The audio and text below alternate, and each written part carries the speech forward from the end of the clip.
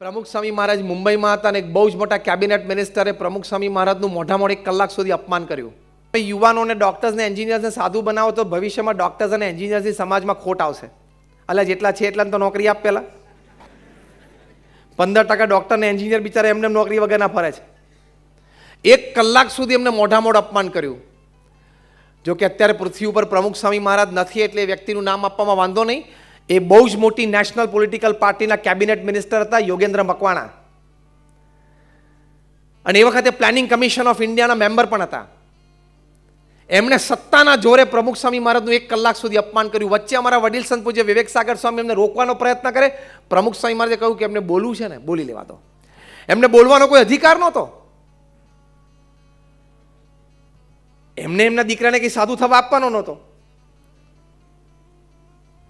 એમને કોઈ અધિકાર જ નહોતો બોલવાનો. છતાં પ્રમુખ સ્વામી મહારાજે એમની વરાળ એમને ઠાલવવા દીધી. 1 કલાક પછી પ્રમુખ સ્વામી મહારાજે ઘડિયાળ સામે જોઈને કહ્યું, જ્યારે વ્યક્તિ થોડી શાંત થઈ, કે જમવાનો સમય થયો છે, સાહેબને ખાસ જમાડીને મોકલજો. પ્રતિકૂળ પરિસ્થિતિમાં સાનુકૂળ પ્રતિભાવ. આવી પરિસ્થિતિમાં તમે જો સ્થિર રહી શકો ને, એ તમારું માપદંડ છે. તમે કરોડો રૂપિયા કમાણા ને તમારું માપદંડ નથી. સમાજમાં 5000 વ્યક્તિઓ તમને નામથી ઓળખે છે, તમારું માપદંડ નથી. તમે નાના મોટા પ્રોજેક્ટ સફળતાપૂર્વક પાર પાડી શકો છો બિફોર ટાઈમ, એ તમારું કેલિબર નથી. Your calibre is how you handle failures. નિષ્ફળતા આવે ત્યારે કેવી રીતે હેન્ડલ કરી શકો છો ને, એ તમારું કેલિબર છે. એ તમે વ્યક્તિત્વ છો. મારા બહુ જ એક સારા મિત્ર છે દિલ્હીમાં, is a very senior executive with an MNC. એનો પગાર કદાચ અત્યારે 25 થી 28 કરોડ રૂપિયા હશે વર્ષનો. હ્યુજ પેકેજ ઉપર છે. He is entitled to a private jet, to a private helicopter. એ ક્યાંથી ક્યાં જાય તો એને કમર્શિયલ ફ્લાય નહીં કરવાનું. એને પ્રાઇવેટ એરલાઇન હોય, પ્રાઇવેટ હેલિકોપ્ટર હોય. એના હાથ નીચે સાઉથ ઇસ્ટ એશિયામાં 18,000 લોકો કામ કરે છે. સાહજિક જ એક વખત વાર્તાલાપ દરમિયાન મેં એને પૂછ્યું, મેં કહું આટલા મોટા પગારવાળી વ્યક્તિઓ પૃથ્વી ઉપર કેટલી હશે? તો કે સ્વામી એમ તો હજારો છે. મેં કહું આમ 100 કરોડથી વધારે પગાર હોય વાર્ષિક, માલિક નથી હોય, કોણ છે? કર્મચારી છે. એવા કેટલા? તો કે મને કે 10,000 વ્યક્તિઓ તો હશે કે જેનો પગાર 100 કરોડથી વધારે હોય દર વર્ષે. આપણને તો બહુ આશ્ચર્ય થયું. પછી મેં એને એક પ્રશ્ન પૂછ્યો. અમે એક કાર્યક્રમમાં ત્યાં દિલ્હીમાં મંચ ઉપર સાથે બેઠા હતા. I just asked him a simple question. મેં કહ્યું, if you don't mind, I want to ask you a very simple question. તો કે yes. મેં કહ્યું આટલા મોટા પગાર આપે, એ જે પોસ્ટ માટેનો ઇન્ટરવ્યૂ નીકળે, એ ઇન્ટરવ્યૂમાં એ વ્યક્તિને આ લોકો પ્રશ્ન શું પૂછે? કારણ કે એન્જિનિયર થઈને 6,000ની નોકરી લેવા નીકળ્યો હોય, બી થયો હોય અહીંયા તમારે, એટલે જ હોય છે પગાર, એમાં કંઈ વધારે ઓછું હોતું નથી.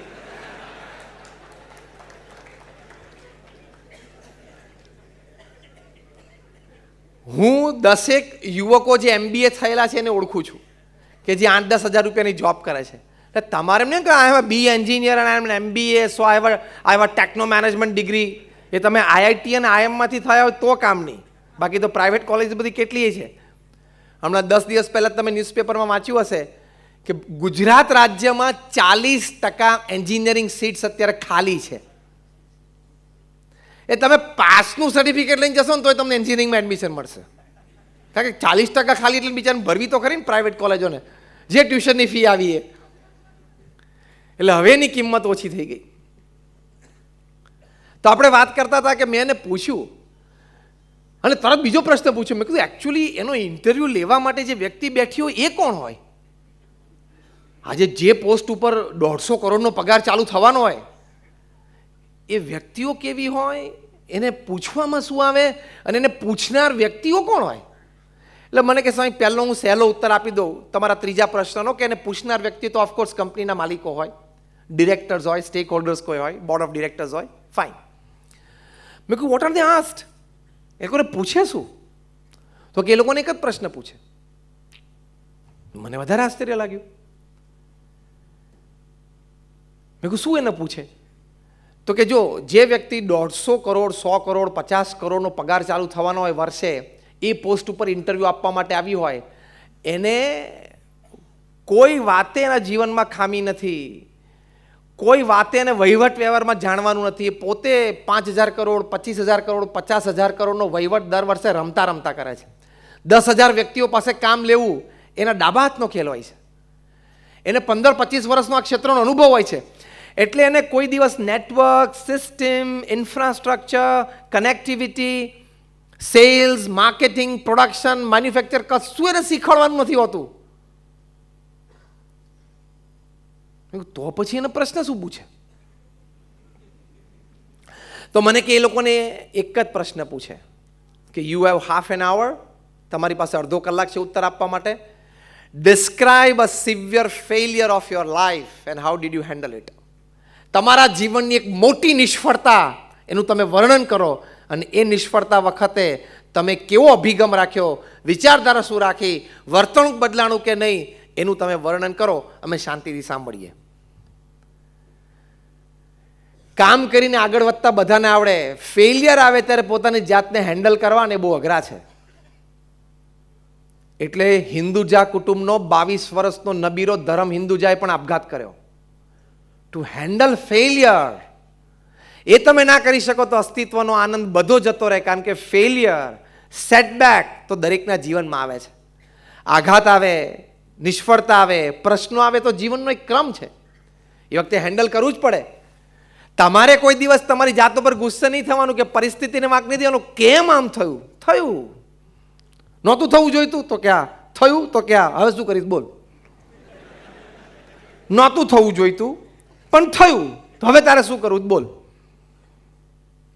વરસાદ તો પડવાનો, તારે પલળવું ના હોય. બહાર જતી વખતે તો છત્રીને રેઇનકોટ તારે રાખવાનો. વરસાદ તો બંધ નહીં થાય, એ સિદ્ધાંત છે. તો how this people handle failure. પ્રમુખ સ્વામી મહારાજના જીવમાં સંકલ્પ હતો કે મારે લંડનમાં એમના ગુરુ યોગીજી મહારાજના સંકલ્પ અનુસાર ભવ્ય શિખરબદ્ધ મંદિર, ભારતીય સંસ્કૃતિનું એક જબરદસ્ત સ્મારક પ્રદર્શનો સાથે ઊભું કરવું છે. એની માટે લંડનમાં હેરો વિસ્તારમાં આપણી સંસ્થાએ મોટી જમીન લીધી અને ત્યાં મંદિર બાંધકામ માટેનો પ્રોજેક્ટ ફ્લોટ કર્યો. આજુબાજુના રેસિડન્સે બધાએ કેસ કર્યો કે અહીંયા આ લોકો રાત્રે 12 વાગ્યા સુધી ઢોલ મંજીરા અને નગારા વગાડશે, અમારી પ્રાઇવેસી અને અમારું પીસ બંને ડિસ્ટર્બ થશે. એટલે કોર્ટમાં કેસ ચાલ્યો અને ત્યાં અમેરિકા અને યુરોપિયન કન્ટ્રીઝમાં લીગલ પ્રોસિડિંગ્સમાં એક જુદું એક એલિમેન્ટ છે જે આપણે અહીંયા નથી. એને સિગ્નેચર કેમ્પેન કે તમારો આ વિસ્તાર છે એમાં એક પ્રશ્ન ઊભો થયો અને બંને પાર્ટી તરફથી જોરદાર રજૂઆત થતી હોય તો એક એલિમેન્ટ ઉમેરાય કે તમે બંને આજુબાજુના લોકોની સહીઓ લાવો, કોણ તમારી તરફેણમાં છે. એટલે તમારે ઘરે ઘરે જઈને તમારો મુદ્દો સમજાવવો પડે. હવે એમાં સ્વાભાવિક છે, આપણે એ લોકોની ધરતી ઉપર હતા, એ લોકોની સંખ્યાબળ વધારે હતી એટલે એ લોકોએ સિગ્નેચર કેમ્પેઇનમાં આપણા કરતાં વધારે સિગ્નેચર ઊભી કરી અને કોર્ટમાં રજૂ કરીને એના બેઝ ઉપર BAPSને કહેવામાં આવ્યું કે તમારે અહીંયા મંદિર બાંધી નહીં શકાય. કોર્ટનો ચુકાદો આવ્યો હતો. અમારા લંડનના ટ્રસ્ટીઝે પ્રમુખ સ્વામી મહારાજને ફોન કર્યો. તે વખતે પ્રમુખ સ્વામી મહારાજ વડોદરામાં હતા અને ફોનમાં એમને કહ્યું કે સ્વામી આપણે કેસ હારી ગયા અને આપણે મંદિર ત્યાં નહીં કરી શકીએ. Shocking news. એ વખતે અમારા વડીલ સંત પૂજ્ય વિવેક સાગર સ્વામી સામે ઊભા થયા, આ પ્રસંગના સાક્ષી. વિવેક સાગર સ્વામીએ કહ્યું કે પ્રમુખ સ્વામીના ચહેરા ઉપર એક લકીર ફરી નહીં. આવા શોકિંગ ન્યૂઝ આવ્યા ને, એક લકીર ફરી નહીં. અને પહેલું વાક્ય બોલ્યા, જેવી ભગવાનની ઈચ્છા. આ વાક્ય અસ્તિત્વનો આનંદ છે. બીજું વાક્ય પ્રમુખ સ્વામી મહારાજ બોલ્યા કે આપણે આપણો પ્રયત્ન કરી લીધો, હવે જે ભગવાનની ઈચ્છા એ પરિણામ આપણને માન્ય છે. અને ત્રીજું વાક્ય બોલ્યા કે આપણે નિર્ણય કર્યો છે કે ત્યાં મંદિર કરવું છે એટલે મંદિર તો કરવું જ છે, બીજી જમીન શોધવાનું ચાલુ કરી દો. દે ડોન્ટ ફોલ બેક. ફેલિયર કે સેટબેક તો આવ્યું પણ દે ડોન્ટ ફોલ બેક. પાછું નહીં પડવાનું, સ્વીકારી લેવાનું, કઠણ છાતી રાખીને પરિણામ સ્વીકારી લેવાનું, પણ સામે તરત પુરુષ પ્રયત્ન ચાલુ કરી દેવાનો. મહાપુરુષોની આ રીત છે. એ રીત પ્રમાણે ચાલવાનું તો તમને અસ્તિત્વનો આનંદ આવશે. તો તમને ક્યારેય ડિપ્રેશન નહીં આવે, હતાશા નિરાશા નહીં આવે. તો એ અસ્તિત્વનો આનંદ છે. પૂર્ણ રીતે આનંદ ભોગવવા માટે આ વિચાર ખૂબ જરૂરી છે કે whatever happens happens with the wish of God, happens for my good, and if I keep that attitude, it happens for my progress and success.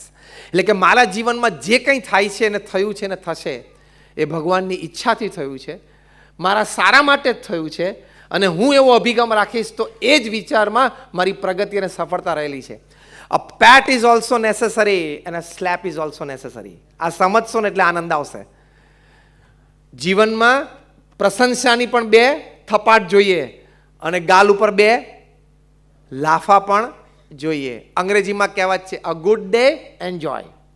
સારો દિવસ છે, આનંદ કરો. અ બેડ ડે લર્ન. ખોટો ખરાબ દિવસ આવ્યો તો શીખી લેવાનું કંઈક એમાંથી કે ફરી વખત આ ભૂલ નહીં કરીએ, અને સારો સાચો દિવસ આવ્યો તો આનંદ કરી લેવાનો. સિમ્પલ. તો અસ્તિત્વ અને આનંદ માટે આ વિચારો ખૂબ જરૂરી છે. Because man at the end of the day is a bundle of his thoughts. તમે સવારે જે વિચારો એ સાંજે થઈ જાઓ, અને આખી જિંદગી જે વિચારો જીવનના અંતે થઈ જાઓ. એટલે વિચારો બહુ સ્પષ્ટ રાખવાના, તો આપણને અસ્તિત્વનો આનંદ આવે. આ વિચારો હશે તો તમને બેલેન્સ રહેશે.